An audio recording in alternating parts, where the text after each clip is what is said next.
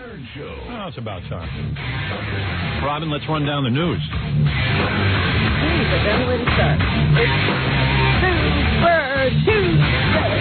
Super Tuesday. How's your Tuesday? Super? Super? And what does that mean to us, Super Tuesday? It's the primary season, so Super Tuesday means there's some big GOP races in Florida and Texas today, and Bob Dole could have it all sewn up, I think, at the end of this day. If he takes them all, gets all the delegates. Steve Forbes still hanging in there. Steve Forbes said yesterday that any indications that he might be bowing out are a misrepresentation of how he really feels. Let's get to the other two candidates. Here is Pat Buchanan, who's still registering some discontent with the idea that they might have some pro-choice vice president looming in the wings. What a dumbass. That's his big issue, this pro-choice. This pro-life. He's now thinking of picking a Rockefeller Republican as his running mate. So what? Who is militantly pro-choice on abortion. What a nut. This guy's a nut. I am going to San Diego, and I'm going to stand up against that idea. Will you stand by me? Thank God there's not too many of them. Some yahoos. Yahoos out there with waiting. They should be working on getting that sewer system. And some water. Yeah. Hell yeah. Here is Pat Buchanan again. I can't get enough of his speeches, to be quite honest. He's at least interesting. He's a good speaker. We're in the campaign not to have someone tell us what we say, but to speak from the heart what we believe and what we're going to fight for. And let me tell you. Let me tell you. Let me tell you what. He's having a good time, Yeah, he gets those people around him and they're screaming and carrying on. He thinks he's doing a good job. He's got his one issue. And they did a survey that the Republican Party, most people are pro-choice. Pro-choice. It's just this nutty fringe. But, the thing they point out is that the pro-life people vote on one issue. Right. Pro-choice people have a lot of different, things on their minds. So. What did I always say? I said all of us who are pro-choice should vote on one issue. One issue. Boom. Then you see guys like Bob Dole. Bob Dole's kind of winking. Too, yeah. He's winking at you saying, look, man, don't worry about it. But even still. Yeah, you still got, because every year then there's a question as to what they do when that big pro-life rally comes around. Do we go? Do we send a message? Yeah, and then also you worry about the Supreme Court appointees who might be against a woman's right to choose. Yeah. It will set the clock back to women using coat hangers. You talk about having daughters, as you did before, and forget the breast implant issue. I want my daughters with a coat hanger, man, if they get knocked up by some jerk-off. Hell no. Don't want it. Don't want them risking their lives, man. No way. Send them right off to Sweden. Get that thing pulled right out of there. That ain't no life. That's a thing. It's barely life when it's born. It's laying there like a loaf of bread. Don't worry about it. I'm not sure your life right. Hey, I could be dead. Hey, that guy who was married Anna Nicole Smith, that wasn't life. He was rolling around in a chair. There's a lot of people you question. Yeah. Look at Jackie during the dice argument. No life there. Meanwhile, Steve Forbes is plotting on. Here's what he had to say yesterday. Steve Forbes. Definitely into that flat tax deal, man. That's a good one. I wish someone would pick up on that. I was always for that. I said your taxes ought to be simple. Anything everybody has to do ought to be simple. No brainer. Computers are getting big because they're simple. My accountant told me it's the best thing that would ever happen. He said, don't tell anyone because I'll lose my job. But it's not only would you save money, everybody. Yeah, there's other things. Now that you got some money, you need an accountant to know what to do with it. Right. I said, there'll be other things for you to do. Like for me to sit there and laugh at you. All right, here we go. Here is Steve Forbes. Steve Forbes. I guarantee you, I'm elected. You'll have rain when you want it. You'll have the sun when you want it. What do you say, Robin? I'm learning about political... He's down in Texas, where they're having that drought. And, people were praying for rain the other day. Did he promise them rain? He just promised them Good man. Must be desperate. He wants to vote. And here he is explaining how if his campaign aide implied that he was trying to get out of this race, he was wrong. With all that money, try to buy them rain. somebody allegedly made some comments that were interpreted in a way that certainly I didn't intend to have them interpreted. I didn't even know about them. And I just wanted to make clear that if he had made comments that sounded like I was getting out, they are absolutely unauthorized.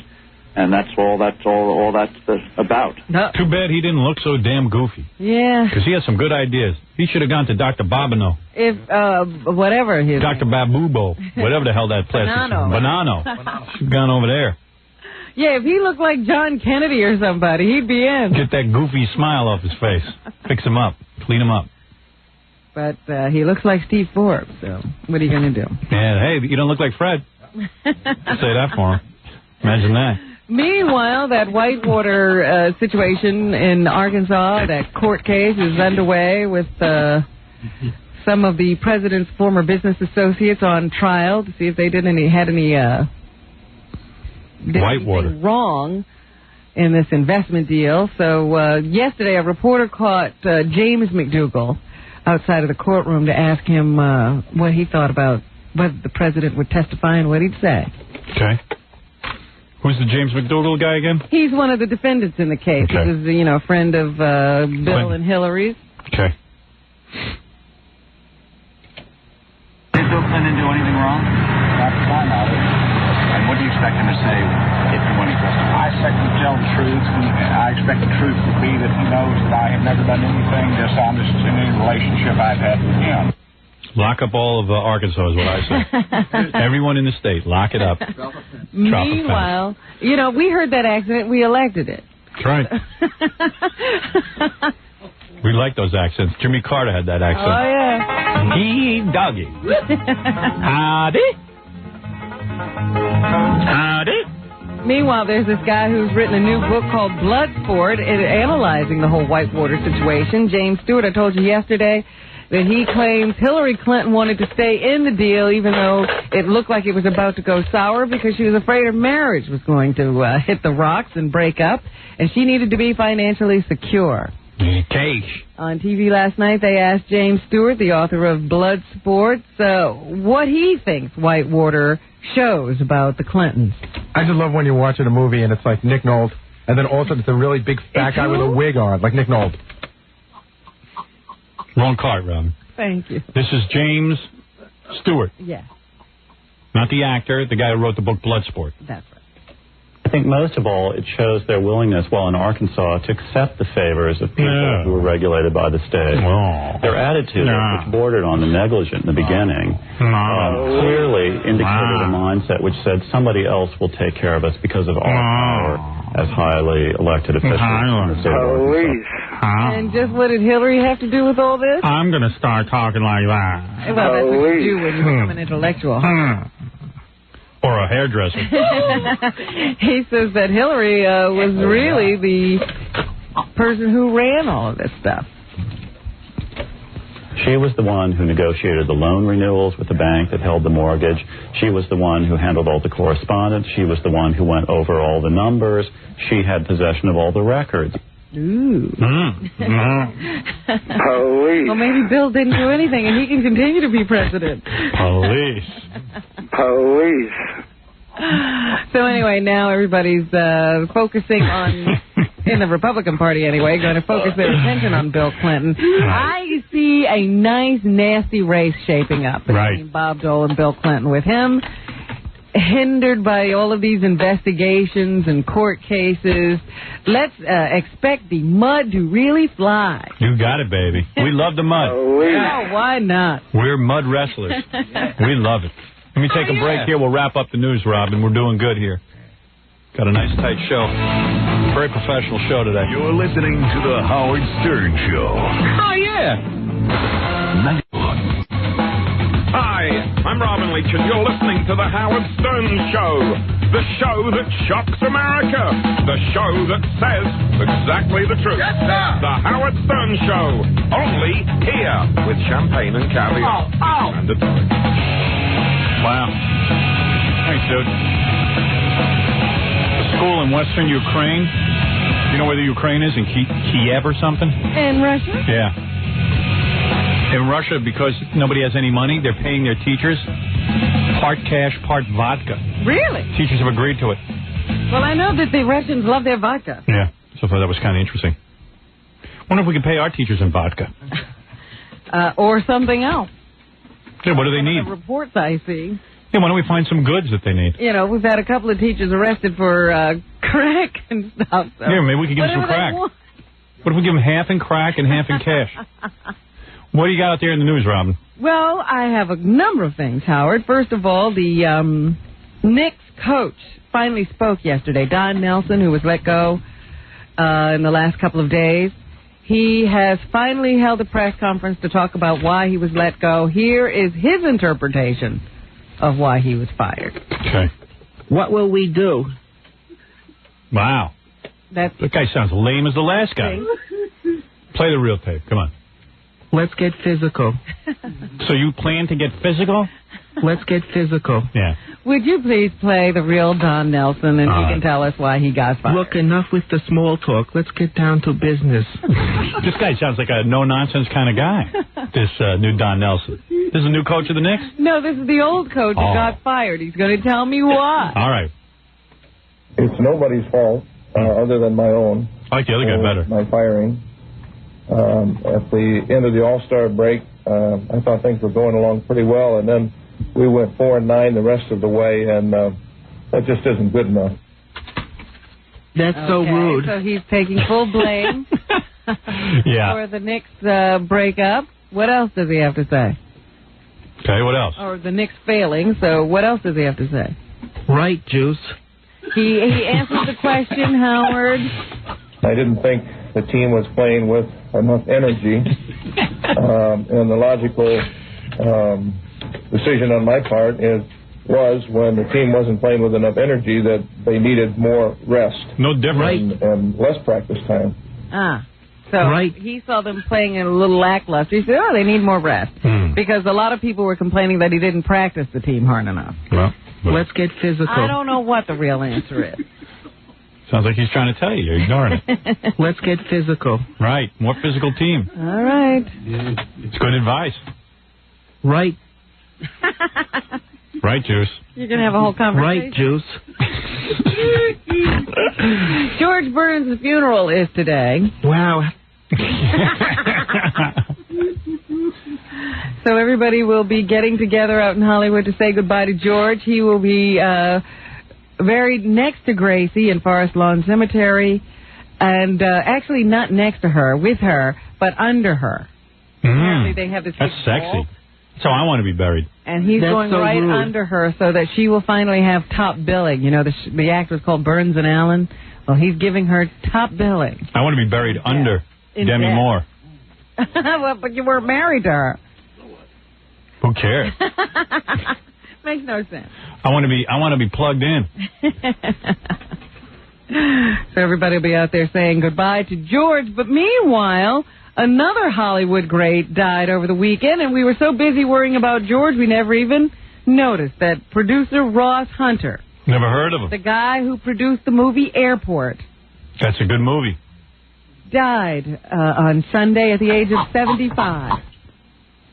Wow. He had 30 box office successes, including Imitation of Life, which revived Lana Turner's career after her situation with that Johnny Stampinato, the guy or her daughter, somebody stabbed. He made Magnificent Obsession with his friend Rock Hudson. His friend? His friend Rock Hudson. Are they just friends? As far as I know. Right. Little hinky-pinky. He also made Pillow Talk with Rock Hudson and Doris Day. Oh. And he did musicals, too. He was the producer behind Thoroughly Modern Millie and the Flower Drum Song. Great movie, Thoroughly Modern Millie. One of your favorites, I bet. What credits? That but Pulp Fiction. I mean, you know, you got to be careful when you die, because somebody like George Burns dies, nobody even notices you. Got news for that guy. Nobody would have noticed anyway. You don't think it was the Burns thing, huh? That's right. What else you got over there?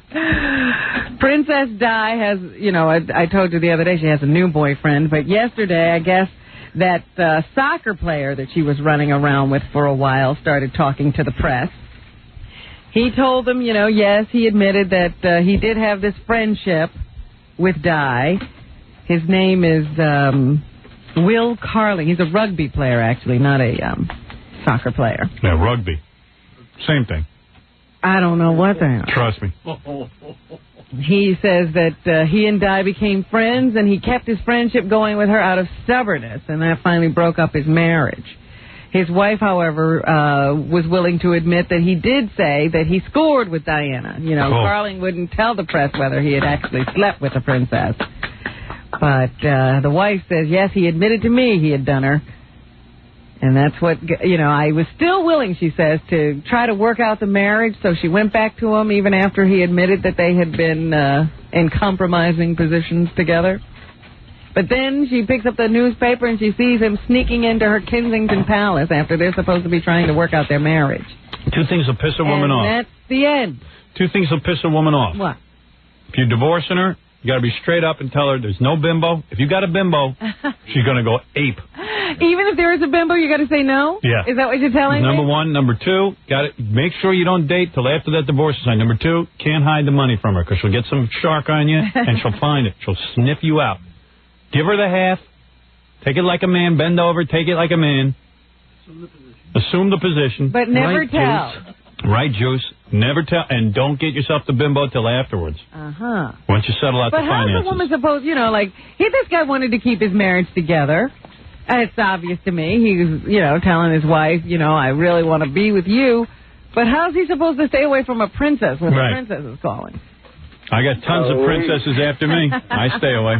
I don't know how. You don't have the princess. Oh, I got every princess. Man, I got better than the princess. No, it's something else with, you know, like a woman who's so close to being the most powerful woman in England is saying, come on over.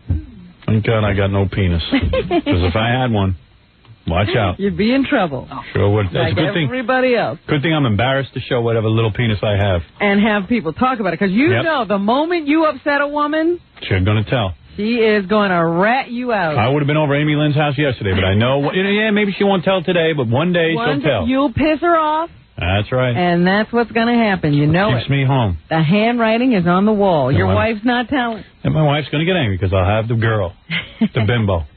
Not that Amy's a bimbo. She's an angel. Well, your wife will get upset with the angel. Got no right. That's the way it works out. This is a story that I am still in love with. I told you this story yesterday. I've just got to repeat it. It's such a wonderful story. Repeat it, please. This is how far you have to go to find You and Christopher Darden? Yeah. That's the big story. You and Christopher Darden. There is no you and Christopher Had a date, Darden. right? Admit it. We went to dinner. You call it We couldn't get anything out of her, Howard. Nah. There's Boring. nothing to get. I think she wanted romance. Yeah, right. I always want romance. That's my whole thing in life. I think you wanted romance with him. Why would I? Why Don't be so angry. Why would you say that? If I have sweet. never lied to you. Be sweet. Be sweet. I have never lied to you. If I wanted something, I would tell you. You wanted it. Yeah, right. I told you who I wanted with. You wanted that Chris Darden meat sausage. Yeah, right. Yeah. Sure. The hot I'd like to follow Marsha Clark. The hot That's beef. my goal in life. The hot beef injection. That's exactly what I want to do. Let's see. This is the story I wanted to tell you about. No, Jackie, don't you say anything. Couldn't say anything to Dice. Yeah, there you go. Yeah, now he's a Get your man. mouth shut now. One minute you guys are telling me I did great. The next minute you tell me I said nothing. Make up your Shut up. Nobody wants to hear from you. When a man is attacking you, you sit there. Pussy. Don't talk to Robin like that. Anyway, this is the story I wanted to tell you about. I told you about the 10-year-old Down syndrome boy who wandered away from home. Now I got a little more of the story. Just like Timmy the cat. Yeah. Just like Timmy the cat. Oh, yeah. Jackie's little kitten. Don't say that. Ran this away. Little 10-year-old Down syndrome boy came out of his house one day, and he saw a couple of stray dogs. And he got so, he fell in love with them. And so he followed the dogs. He just walked off from his house because he wanted to be with these dogs. And the dogs then realizing, oh, crap, what is this boy doing with us? And now he's going to freeze. They took care of him. Right. They even got him help. They were smarter than him. It was the dogs barking that eventually brought rescuers to little Josh Carlisle's aid. and got him the help that he needed. Oh, yeah. He's now in the hospital doing very well. Did the parents execute the dogs? No, the parents are adopting the dogs. So they can lead them off into the woods again? No, they'll keep the dogs at home now, I'm sure. But they have what do you call it? A dachshund? Yeah, dachshund. That's one. Dachshund. Yeah. That's one of the dogs. And the other one is called a healer. Did the dogs teach him to lick himself? He's a kind of herding dog. So they've now given the dogs names. One's called Baby and the other one's Angel. Baby and Angel. And the family is adopting the dog, so Josh won't have to wander off to be with the little strays anymore. Oh, yeah. I just love those dogs. I wish I had a dog now. Yeah. Me too. I can't get one yet. I'm going to get one. Mine will probably. Why can't you get one? Mine won't protect me, though. He'll turn on me and bite me. I've seen that. My friend in high school, yeah, his dad got this attack dog to patrol his plumbing supply business house. Right. So every night they only taught the attack dog to like this guy's father. So he had to open the door and, get the dog under control. Yeah. Open the door, saw the dog take a chunk right out of his hand. Ooh, the guy who he was supposed to be nice to. Oh, my, I didn't know we had a reenactment of that. Rod Stewart is sick and had to cancel 2 gigs at Madison Square Garden, one last night and tonight. They will be rescheduled. If you can't make those dates, you can get a refund. What will we do? Stewart, who is 51, took ill last weekend in Boston and canceled the show Saturday in Toronto. Tickets had been selling decently for the New York shows. About 3,000 tickets out of 18,000 remained available. I was talking to a guy the other day in a store where they sell horse equipment.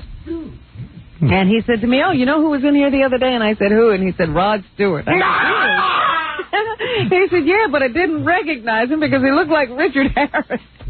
No kidding, that bad, huh? I don't know what Rod's been up to. Right. But he's not looking like himself lately. They should pump his stomach. Anything else, Robin? Mel Gibson won't be walking around much for the next couple of days. He had to be rushed to the hospital to have his appendix removed. No kidding. Yeah, he's working on a new movie with Ron Howard, and he's really upset the production schedule because he was due to be in every scene of this movie. And now he's got to recuperate. They don't think it'll take a long time, and they expect it to be a speedy recovery. He had some of that surgery where they only put 3 little holes in, and they got the appendix before it ruptured, so everything's going to be all right. It's just that he's a little sick right now. Yeah, that's a no-brainer, man. I mean, if this girl with the breast implants is up the next day, no reason old Mel Gibson can't be up. He's not quite up the next day. Remember when Gilbert had his appendix out? 8 years in the hospital. Yeah, Gilbert was in for a year. Because Gilbert was so embarrassed to go to the hospital, he let his appendix rupture and live there for a couple of days. Because he's so afraid to let the nurse see him naked. He just could see those headlines. Yeah. In the newspaper. He goes, I know there's going to be horrible headlines. I mean, there wasn't one even newspaper article about it. Finally, he started calling and telling people he was in the hospital. Right. It's the 30th anniversary of this song, Howard. This song? Number 8. All right. I only thought that was like 2 years old. Not that song. Which song? Number 8. All right. Here we go. These boots are made for walking. Wow. That's just what they'll do. And one of these days, these boots are gonna walk all over. Come on. Did you realize the song would still be around this long? Hey, I thought you were going to say Kung Fu Fighting. Everybody is Kung Fu Fighting. No, and Nancy Sinatra is going to donate the famous boots to the Hard Rock Cafe. They're going to put it in their Hall of Fame. What? What? She said, what is he carrying on? Oh, Jackie's yelling crap out. Shut up. Really? Your chance to talk was during the dice What thing. an annoying person you are. We gave you the microphone. Don't you ever call anyone else annoying. Turn off that mic. You had your chance, boy. Yeah, all of a sudden you're fighting. Now he's fighting with us. Yeah, the 2 people who love him. Yeah. Anything else, Rob? Now, this is a question for you. Go ahead. A study by the Los Angeles County Public Defender's Office shows California's 3 strikes law, which I guess was very popular, got voted in, right? Mm-hmm. Has resulted in a sharply higher rate of African Americans being imprisoned for life than European Americans. Really? Yes. Because what would the black people like to offend 3 times or more? Well, they apparently are continuing to commit crimes, right? And they get that 3rd strike, and then they got to go off to jail forever. What's and the now downside? A study shows that. Anybody upset about this? Yes. Who? Jesse Jackson. Oh, he's the only one. What's the big deal, man? You 3 strikes, you're out. That's it. You get 3 chances. They say now that we have to reevaluate what's going on here. It seems that blacks are being targeted. Oh, how about not committing any crime? I always say that's a solution. Right. But nobody ever sees that. It seems very obvious to me. Just don't do it. You know there's a 3 strikes law. You get 2 strikes, go home. Nobody likes the law. Let Jesse Jackson live with the crooks. But, you know, this is what kills me. Everybody had a chance to vote on this law. The law's for everyone. The law got passed. Now it's being implemented. All of a sudden it's like, wait a minute. We just did a study. We noticed that more blacks are going to jail as a result of this law than whites. It's not 3 strikes for blacks and 5 strikes for whites. It's 3 strikes for everyone. That's what he said when asked. He said, the law is blind. When you do the 3 strikes, you go up the river. You can't do the time, you know the drill. Thanks. Whatever that is. Right. Dana Carvey's new show is debuting tonight. They say because it's had such a short turnaround, they didn't have copies to show to the critics. Bad sign. Do you think that means anything? Bad sign. Sure it means something. Means who far? I don't know. All I know is that the show debuts tonight. Nobody can tell us what it's going to be like. Will you watch?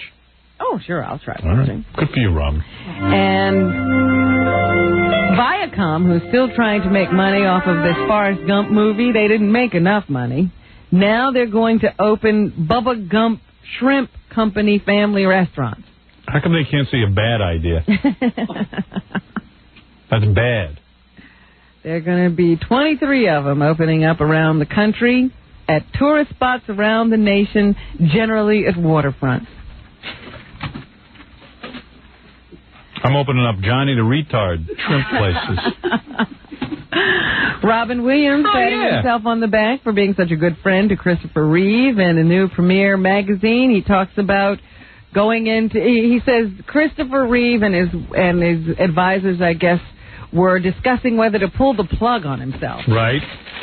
And then all of a sudden, Robin Williams walks in pretending to be a Russian gynecologist and starts cutting up. Christopher didn't know who he was until he pulled off his mask. And then when he did, his eyes lit up and he realized he had more to live for. Is that right? And that's when he decided not to pull the plug. Of course, he also said, and then he saw his wife and kids and said, maybe there's something else. But Robin was right in there in the decision-making process. Robin Williams with the gift of laughter. And he's doing very well in this new Birdcage movie. #1 at the box office this past weekend, selling out even in the middle of the day. Well, I heard it was a good movie. Looked kind of like a La Cage aux Folles ripoff. But it is exactly La Cage aux Folles with Robin Williams and Nathan Lane. Yeah, yeah. It's doing real well. Very well. And I read a couple of reviews, said it was great. Not bad reviews. Right. Day and date. Did anybody check out the John F. Kennedy Jr. tapes? I forgot to watch I saw a little. today. I saw a little. How was it? It's good stuff. Yeah? Junior throws a good one. Really? Well, you're just what do you call that? Tussling. He won, though. Well, I will have to check that out today because they did say in the promos that you'd see a side of JFK Jr. that had been hidden from us. As far as I'm concerned, everything. See that. Everything's been hidden from us. Junior having trouble with the broad, that's all. They keep implying in the tabloids that she is pregnant. He can't be that dumb, can he? I don't know. Here's a clip of JFK Jr. fighting, the audio. Let's get physical. There you go. And finally, where did man come from, Howard? Jackie's buttocks. Yeah, they're having that whole argument again. Man came from the ape. No, not that argument. Man came from the ape. Different argument I'm talking about. Where did man come from? Yes. Where is the origin of man? Africa. That's true. That's what the blacks say. No, that's what scientists are saying. Not this scientist. When did you get into the scientific community? We went from fish to ape to man, and it happened in Europe. Wherever it happened in Africa. Think so? Yeah, probably that's did. What they're saying. They say it happened in Africa. That man originated in Africa and spread out from there. No kidding. Yep. Now, how did you get the white man and a black man? Well, I guess at a certain... See, I don't understand how come... Mutations. We still don't adapt as easily. Like, if everybody started out in Africa... Right. And because of that heat, everybody was black, then how did they get white? And we don't get white now. Yeah, I don't know. Yeah, right. How come you don't see some black people get white? Oh, look at the Cosby Show. A lot of the blacks got white. Look at those kids. There it is. And they weren't in that cold a climate. So there's your answer. It all starts with the Cosby Show. Maybe it is happening. Let's get out of here. That's what's happening, Howard. We've done enough. Andrew Dice Clay at the Palace Theater tonight in Hollywood tonight, 8 and 10:30. The Dice Man is back for his HBO special. Go down there and watch him tape the thing. Jackie Penthouse Joke Page Martling, Dice Clay's arch rival. Yes. You must get that very funny 2-hour video of his wild game Stump the Joke Man, making it in his basement over there. Hey. $15 plus $4 shipping and handling. Jokeland special, buy two, get one free. Call 1-800-323-KING. Friday night, March 22nd at the Stress Factory in New Brunswick, New Jersey. For Jokeland's web address and Sergeant Pecker info, call 516-922-WINE. Join Fred Norris and his band, King Norris, to celebrate St. Patty's Day at the Lion's Den on Sullivan Street in Manhattan, the Lion's Den. Don't miss Boyd Gary and Jackie Martling as Grand Marshals of the St. Patty's Day Parade in Dallas this Saturday. And don't miss Steve the Gorilla Gorillo this Sunday, March 17th, judging the first annual Green Bikini Contest at Hooters. Green Bikini? That's right, on Highland Boulevard in the Staten Island area. Contest starts at 9 p.m. Special guest judge, Mike Ganji. If you're planning a wedding or party, need a DJ, call Scott the Engineers, Rocket Entertainment at 718-BAG-5040. We'll see you tomorrow.